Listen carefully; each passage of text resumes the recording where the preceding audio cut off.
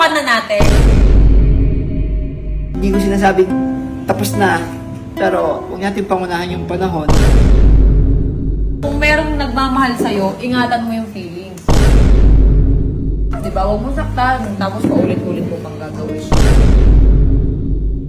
Yung pagmamahal ko kay Pacboy, hindi mawawala yun habang buhay na yun na part ng family ko. Mga pagkukulang ko wala ka naman talaga dyan sa point na yan at nahihirapan ka. Pero, andyan na yan So, yung kailangan na natin tanggapin.